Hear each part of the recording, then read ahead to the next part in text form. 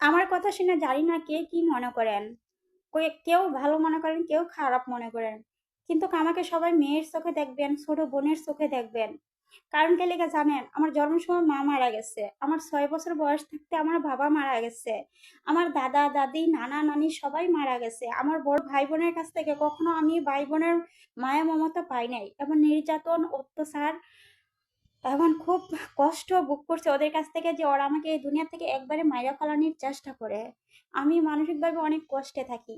তাই আমার কথাগুলো কার কাছে কিরকম লাগে আমি জানি না, কিন্তু আমি চাই এই পৃথিবীর সমস্ত মানুষের ভালোবাসা মা বাবা এবং বোনের চোখে আমি দেখতে চাই, বড় ভাই বোনের চোখে দেখতে চাই।